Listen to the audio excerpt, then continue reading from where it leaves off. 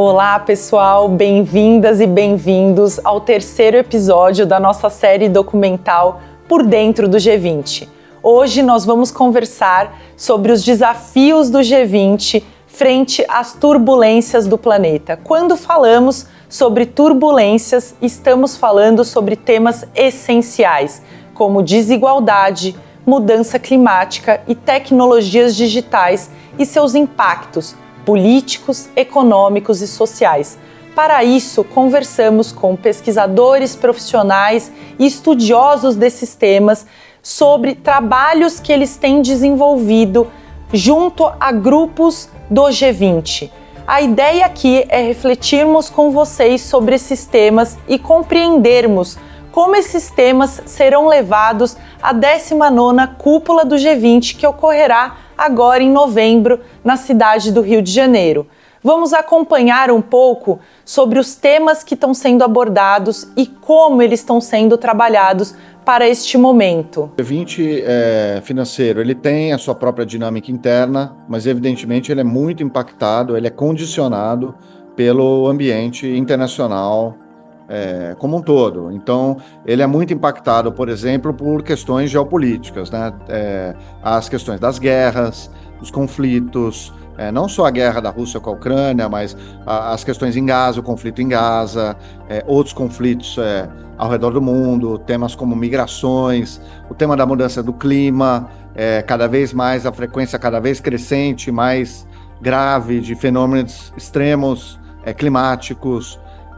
A pandemia em 2020, a pandemia afetou bastante não só os trabalhos, né, mas influenciou as decisões e a própria organização do G20.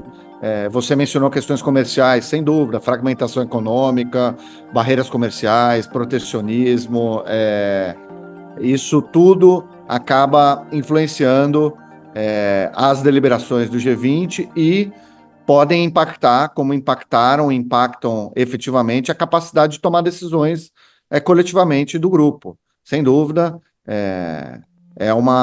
são fatores que têm um impacto profundo sobre a dinâmica de funcionamento do grupo.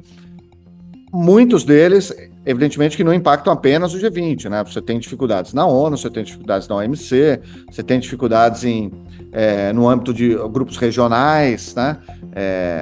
Então, é todo um cenário difícil de navegar, desafiador. Os gastos militares, Fábio, ao redor de todo o mundo estão crescendo bastante e a ajuda ao desenvolvimento, o financiamento para a mudança do clima, os volumes de recursos transferidos, emprestados ou doados dos países desenvolvidos para os países em desenvolvimento está muito aquém do acordado e muito aquém das necessidades de cada um dos países e do planeta como um todo. Então, não é um cenário simples e fácil de lidar, e ele inspira muitas cautelas. A questão da desaceleração econômica mundial, isso já é algo que vinha ocorrendo, né, nos últimos anos, no pré-pandemia, a China desacelerando, outros países, o próprio Brasil, com uma dificuldade também de retomar índices mais robustos de crescimento. Por outro lado, você tem a Índia, né, que vem com um crescimento acelerado,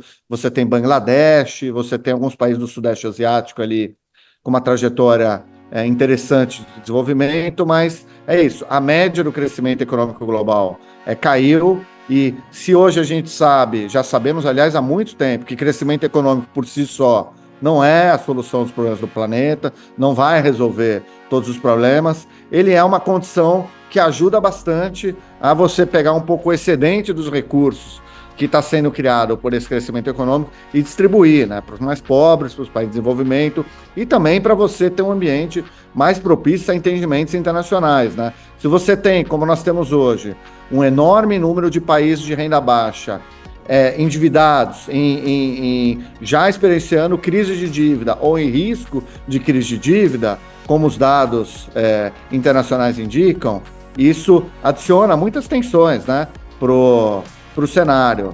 Então, não só país de renda baixa, tá? País de renda média também enfrentando desafios importantes, né?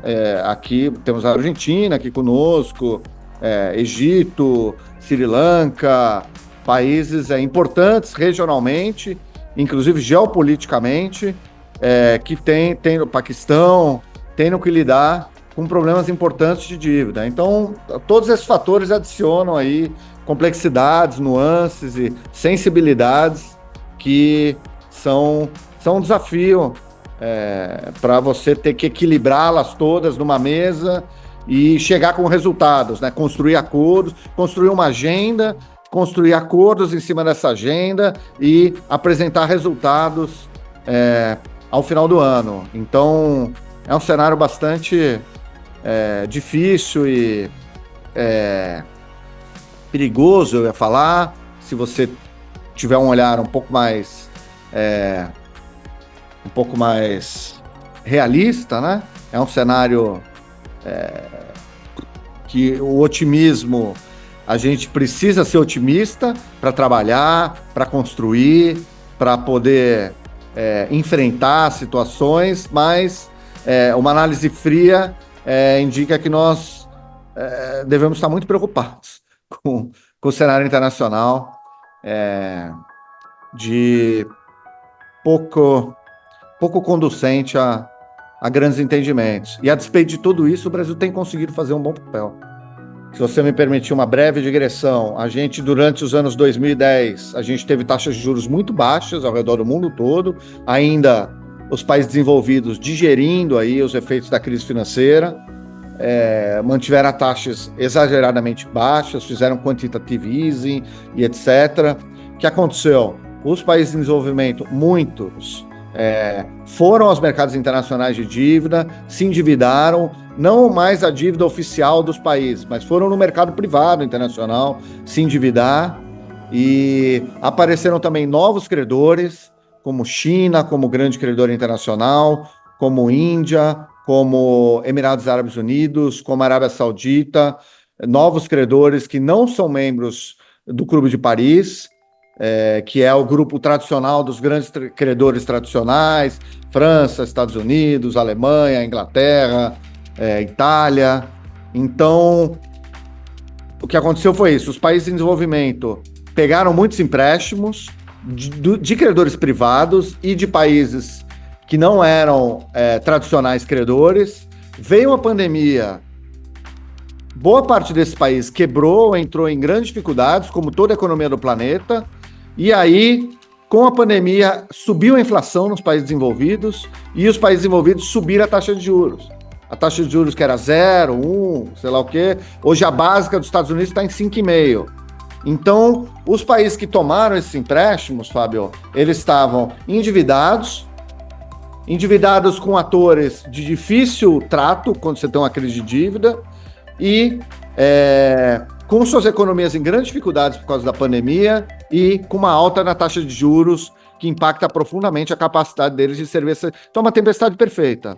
Então, a questão da dívida é a questão mais delicada que a gente tem lidado dentro do G20. O Brasil não é um grande credor, não é um grande devedor também. Então, mas ao mesmo tempo ele é credor, em alguma medida, de muitas nações latino-americanas, africanas, talvez asiáticas ali, alguma coisa de financiamento das exportações. E externamente, nós somos credores externos líquidos, nós temos um volume de reservas muito significativo, nós temos um saldo comercial monumental, então, não sendo um grande credor, nem sendo um grande devedor, Fábio, o Brasil tem condições de dialogar, de pegar os países do Clube de Paris, conversar com a Arábia Saudita, conversar com a China, conversar com a Índia e de tentar construir acordos. E a gente tem trabalhado em possíveis soluções aí para apresentar mais para o final do ano. Dificilmente serão soluções estruturais que vão às raízes das desigualdades do sistema monetário internacional, do sistema de endividamento que prende os países, das desigualdades nos termos de comércio, porque isso evidentemente está além da nossa capacidade de resolução. Mas soluções que possam aliviar um pouco o peso da dívida dos países mais pobres, que possam dar mais condições de financiamento em prazos maiores e a taxa de juros mais baixa. Isso aí o Brasil tem trabalhado bastante no principal tema, mais divisivo assim, do campo econômico-financeiro da nossa trilha. Um dos maiores desafios que o G20 enfrenta é a crise climática. Há décadas temos assistido os impactos do nosso sistema político-econômico no meio ambiente. O G20 tem trazido o tema em alguns grupos de trabalho, algumas cúpulas. Porém, o tema em si exige um comprometimento maior dos líderes mundiais. O tema é urgente e emergente. Como o G20 vai enfrentar na 19ª cúpula o tema da crise climática? E nas questões da transição ecológica e ambiental, a gente possa avançar no sentido de compromisso, de descarbonização, de apoio a projetos que caminhem nessa direção. Da perspectiva do Ministério da Fazenda, da perspectiva do Brasil, nós temos dito isso no nosso discurso, intervenções, que o mundo atravessa um período de policrises, né? É uma crise econômica, é uma crise política, a crise das democracias, é uma crise ambiental, é uma crise social, né? É uma crise aí que se desdobra também na relação que nós temos estabelecido com a tecnologia, com as redes sociais. Então, são múltiplas crises, né? Com relação à crise climática, eu coloco isso porque elas estão todas interrelacionadas, né? A crise climática ela está imbricada, né? Ela faz parte de uma crise de modelo de desenvolvimento, crise do capitalismo, crise do nosso sistema de vida.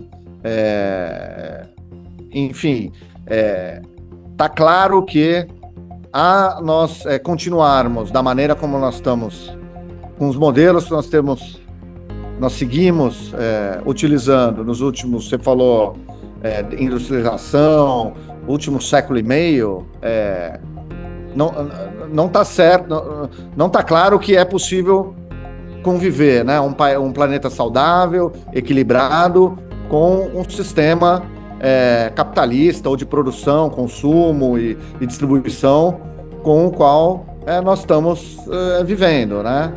Quer dizer, ele tem um problema não apenas na distribuição dos recursos, mas no uso que está fazendo dos recursos do planeta e nos impactos que esse uso e a má distribuição tem na questão das emissões de carbono, do aquecimento global, etc. Está claro que o rumo que nós estamos indo não é bom, né? E ele precisa ser alterado. Os desafios, o G20, como outros grupos, outros fóruns multilaterais, enfrentam desafios importantes para lidar com temas dessa complexidade, né, estruturais dessa complexidade. Está além do mandato dos negociadores. Uma atuação sistêmica dessa maneira, mas isso não nos impede de, dentro das atuais condições, dentro do sistema atual, com os limites, contradições e condicionantes do funcionamento dos mercados, do funcionamento dos estados nacionais e da inter-relação estados e mercados em âmbito nacional e em âmbito internacional, de nós conseguirmos coisas relevantes. Por exemplo, um dos temas prioritários da trilha financeira do G20 é a reforma dos fundos climáticos internacionais, dos grandes fundos climáticos, que eles têm muitos recursos em caixa, têm uma capacidade de prover financiamento, etc., mas eles são muito burocráticos, muito lentos e de muito difícil acesso. Então o Brasil está trabalhando em parceria com os países desenvolvidos em desenvolvimento do G20, com os bancos multilaterais, para reformar essas instituições, o que vai ampliar a capacidade de financiamento delas, esses fundos, né? A capacidade de financiamento delas. Estamos trabalhando também num roadmap para os bancos multilaterais de desenvolvimento, para o Banco Mundial, para o BID, para o Banco Asiático, para o Banco dos BRICS, e um roadmap que vai procurar tornar esses bancos maiores, melhores e mais eficazes. Traduzindo o resultado disso daí, mais financiamento em prazo mais longo e a custo mais baixo para os países em desenvolvimento, e também doações. Então, nós estamos trabalhando nesse roadmap, nesse mapa do caminho, e esperamos finalizar ele para a chancela dos ministros em outubro, para levar à consideração dos líderes em novembro. Tem um grupo no G20 financeiro, que é o Grupo de Finanças Sustentáveis, que é co-presidido por China e Estados Unidos. para vocês verem a importância desse grupo e a delicadeza da costura política e diplomática que o Brasil e os outros membros do grupo têm na condução dos trabalhos desse grupo. Esse grupo também tem outras propostas interessantes de desenvolvimento de soluções para o meio ambiente baseadas na própria natureza, soluções de regeneração, de conservação e regeneração, de ampliação dos aportes para fundos como o Fundo Amazônia, para o aumento das transferências dos países desenvolvidos para os países em desenvolvimento, tendo em conta as responsabilidades comuns mais diferenciadas e levando-se em conta também outros processos negociadores, como o da COP, que é importante também procurar administrar o paralelismo dos processos, evitar a duplicação de esforços, sabe? Despender energias em trilhos paralelos. O Brasil tem um cuidado extremo com isso, até porque também nós vamos presidir a COP no próximo ano.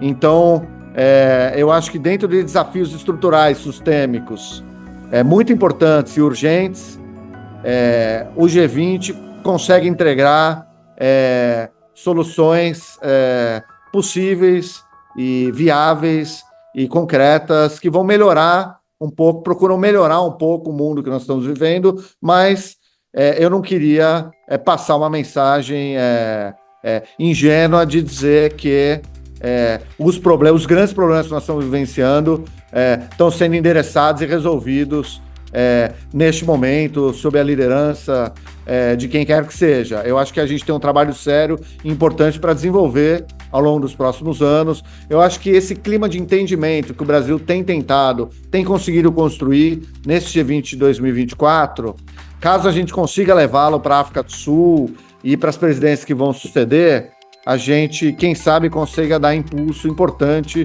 aos processos como do UNFCCC, que é o processo da ONU, da mudança climática, e outros processos muito relevantes, que aí sim terão condições de dar soluções mais estruturais aí, no médio prazo,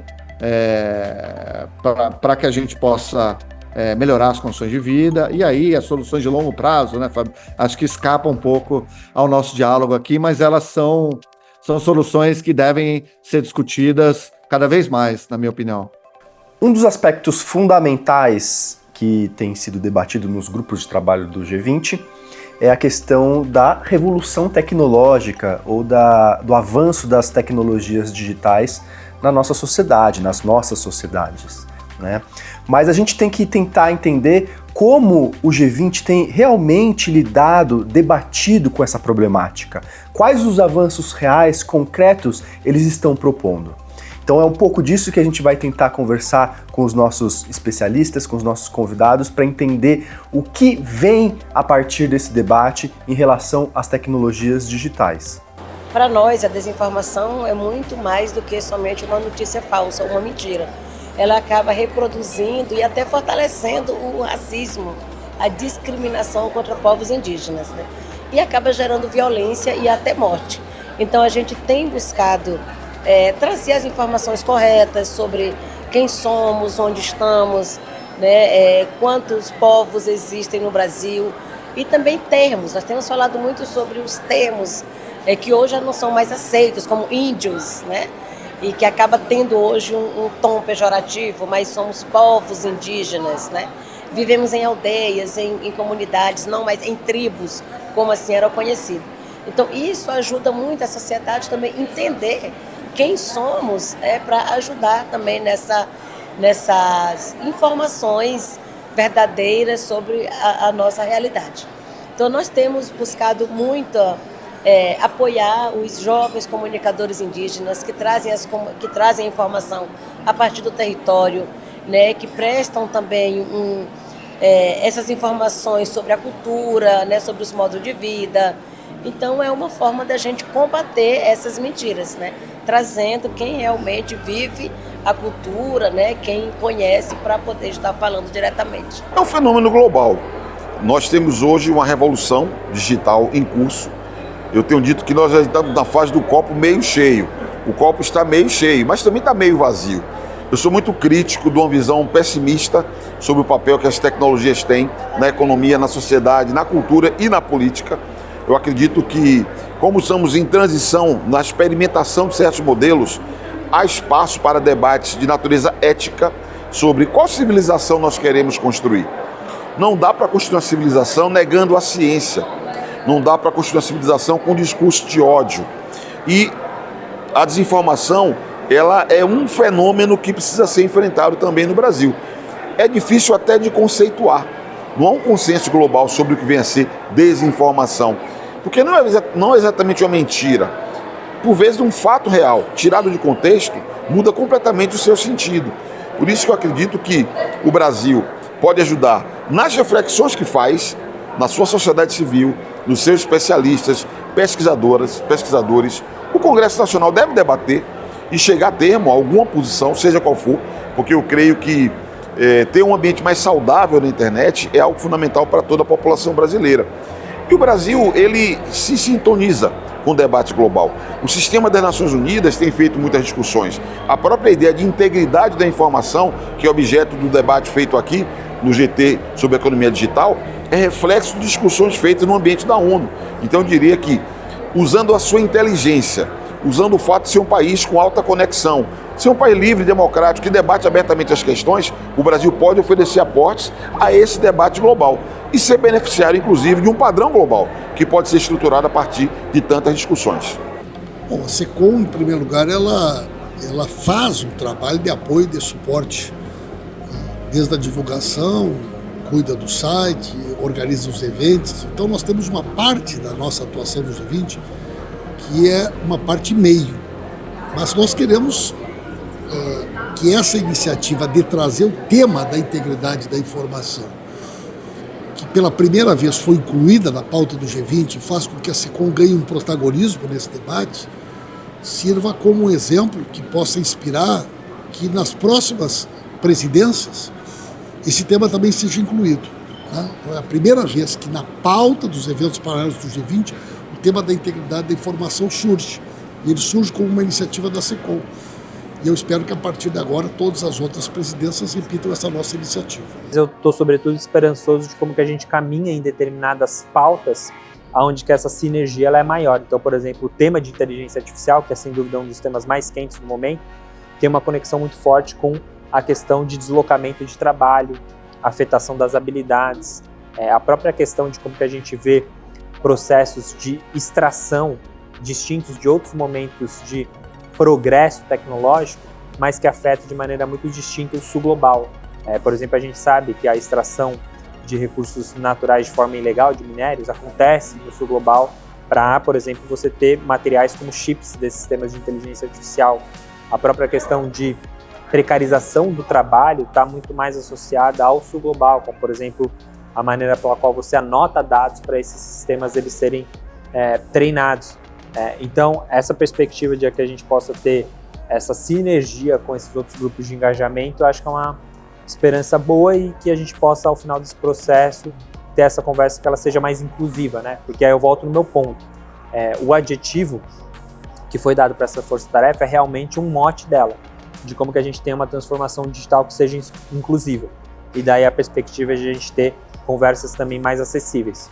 Na nossa nota conceitual, a gente procura trazer um conceito que é muito importante, que comunica bem, que é a ideia de justiça de dados, né? Então, como que nesses processos, muitas vezes você tem grupos que ou eles são hipervisibilizados, hipervigiados, ou eles são hiperinvisibilizados, né? Que tem a ver como que esses processos, muitas vezes bancos de dados reforçam práticas discriminatórias e até mesmo eles não são representativos da diversidade que nós temos no Brasil ou no chamado sul global.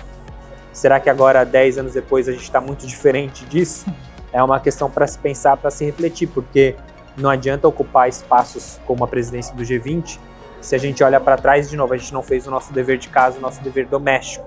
Por isso que é interessante como que a discussão também se rearticula sobre essa perspectiva de soberania tecnológica, né? Então, é o que eu tenho falado, não adianta a gente continuar criando, e que bom que a gente faz isso, boas regulações, como foi o Marco Civil na sua época, como foi a Lei Geral de Proteção de Dados Pessoais, ou lá atrás a Lei de Acesso à Informação, e possivelmente uma lei de inteligência artificial ou de serviços digitais brasileira, se a gente também não tem uma agenda de desenvolvimento, né? porque senão sempre fica na conta da regulação a questão do Brasil não ser tão soberano, não ser tão competitivo, e é justamente o contrário disso, é um bom casamento entre uma regulação e políticas públicas que demandam sim bastante investimento, que vão permitir que talvez daqui 10 anos a gente esteja numa posição melhor e possivelmente mais soberano, tecnologicamente falando. Sobre tecnologias na trilha financeira, eu destacaria a questão das moedas digitais, da digital currencies, cyber currencies, que é um tema, claro, liderado pelos bancos centrais, mas o Ministério da Fazenda acompanha também com bastante interesse. Elas podem ser um mecanismo de facilitar as trocas, as transações, e com agilidade, com segurança, com credibilidade, e podem reduzir custos de transação, o que é muito importante, facilitar trocas, talvez, entre moedas que não são moedas reserva, por exemplo, trocas entre o real e o renminbi, o real e a rúpia. Então, eles têm... É um trabalho que está em desenvolvimento pelos bancos centrais, com acompanhamento do Ministério da Fazenda, e que tem uma relação muito íntima aí com possibilidades trazidas pelas novas tecnologias. Então, esse seria, acho que, o tema principal que eu identifico, assim, de tecnologias. Claro que, como todo uso da tecnologia, esse também não é despolitizado, esse também tem relações de poder também nesse uso de tecnologia, mas eu posso falar com tranquilidade aí que o Brasil, nesse campo, ele é um ator muito importante. A gente tem sistemas de pagamentos aqui muito seguros e que funcionam bem, o Pix, né? Foi lançado o Drex também. Eu acho que o Brasil tem uma capacidade aí tecnológica e institucional, desenvolveu essa capacidade, né? E tem um mercado relevante que permite que essas soluções sejam implementadas com escala suficiente para se bancarem, né? Então, é uma discussão importante e interessante aí que o G20 traz, essas das moedas digitais. Hoje ouvimos especialistas, pesquisadores, profissionais que estão atuando diretamente nos grupos de trabalho do G20. Os temas são diversos, mas procuramos aqui falarmos um pouco sobre as turbulências que o planeta enfrenta. Conversamos um pouco sobre crise climática, sobre desigualdade e tecnologias digitais. Os temas não se esgotam aqui. Outros episódios da nossa minissérie documental Por Dentro do G20 abordarão também estes temas, mas a ideia é que possamos criar demandas enquanto sociedade civil para levarmos junto à 19ª cúpula do G20. De toda maneira, o que a gente pode afirmar de antemão é que o G20 precisa apresentar propostas concretas, factíveis e ousadas para enfrentar essas problemáticas em torno do que a gente vem chamando de turbulência do planeta. As desigualdades sociais, a fome, a pobreza, a crise climática gravíssima e o avanço das novas tecnologias digitais. E o Brasil tem uma oportunidade histórica aqui de exercer um papel importante. Resta saber, então, como ele vai exercer esse papel e como os países membros também vão lidar com esses desafios. E esse foi mais um episódio de Por Dentro do G20. Curtam, nos sigam, compartilhem, interajam, comentem o que vocês acharam e nos vemos no próximo episódio.